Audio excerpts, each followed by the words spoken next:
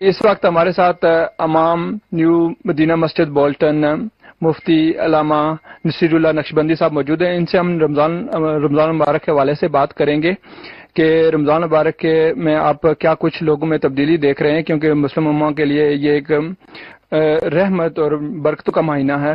تو آپ بالخصوص نوجوانوں میں کیا تبدیلی دیکھ رہے ہیں اس حوالے سے؟ بہت شکریہ، اللہ آپ کو جزائے خیر عطا فرمائے. اور آپ جب ایسا خوبصورت موقع آتا ہے جس میں امہ کو پیغام دینا ہو تو آپ اور آپ کا چینل ہمیشہ اس کے لیے متحرک رہتا ہے.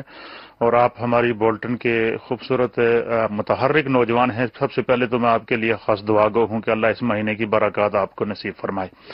رمضان کا مہینہ یہ اللہ کا انعام ہے مومنین کے لیے، اور اللہ تعالیٰ نے اس مہینے کی بڑی فضیلت بیان فرمائی ہے. نبی اکرم صلی اللہ تعالی علیہ وآلہ وسلم کا یہ معمول ہوتا تھا کہ جب بھی رمضان کا مہینہ آتا تو رمضان سے پہلے حضور صحابہ اکرام کو بٹھاتے، ان کو رمضان پر خطبہ دیتے، رمضان کے فضائل بیان کرتے، اس کی برکتیں بیان کرتے، اس کی رحمتیں بیان کرتے، اور صحابہ اکرام کو ذہنی اور فکری طور پر سرکار تیار کیا کرتے. اللہ کی جانب سے یہ پیغام ہے بندہ مومن کے لیے کہ الصوم لی وانا اجزا بہ، کہ روزہ میرے لیے ہے اور میں اس کی جزا دوں گا.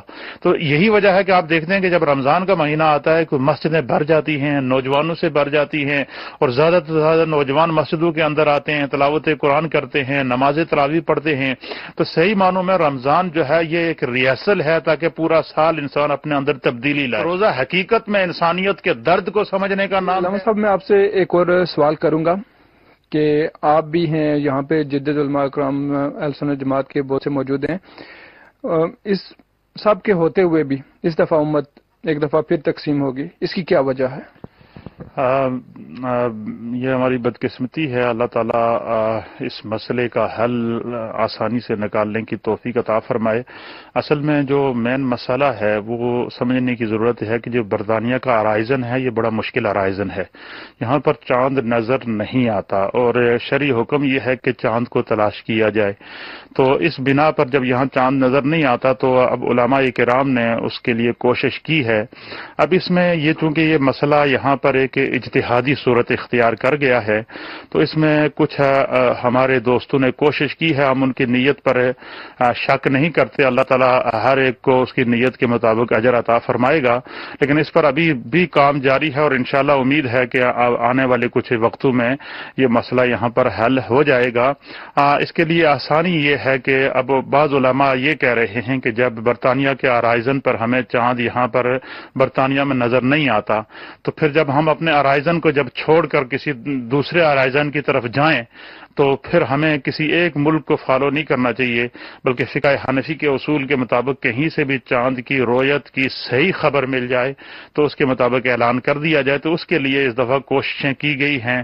تو اب اس میں اختلاف علماء کا ہوا کہ بعض نے کہا جی کہ وہ چاند جو ہے وہ نظر نہیں آیا اور بعض نے کہا کہ نظر آ گیا. تو یہ اختلاف ہے کہ چلتا رہا. تاہم جو ہے وہ اس پر مزید کوششیں جاری و ساری ہیں. انشاءاللہ العزیز آنے والے وقتوں میں یہ مسئلہ حل ہو جائے گا. تو اب کیا امید رکھ سکتے ہیں لوگ، کیونکہ آگے عید کا بھی مسئلہ اسی طرح آئے گا، کیونکہ کچھ لوگ تو سعودیہ کو فالو کر رہے ہیں، کچھ اہل سنت الجماعت کو علماء کو فالو کر رہے ہیں. تو آپ کیا سمجھتے ہیں کہ علماء کو ایک پلیٹ فارم پر اکٹھا کر کے ان چیزوں کے لیے کوئی متفقہ فیصلہ کرنا چاہیے؟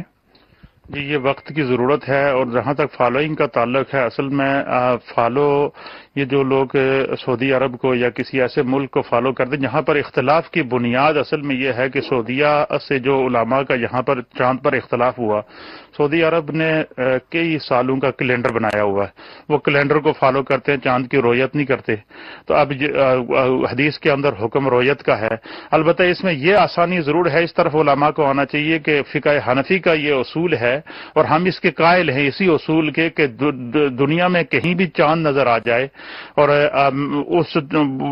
وہ مشرق کا چاند مغرب والے ایکسیپٹ کر سکتے ہیں اور مغرب کا چاند مشرق والے ایکسیپٹ کر سکتے ہیں تو فقہ حنفی کے اس اصول کے مطابق، لیکن یہ اس کے لیے رویت کا ہونا ضروری ہے، کیلنڈر کا فالو کرنا یہ ضروری نہیں، جس کی وجہ سے یہاں پر اختلاف پیدا ہوا ہے.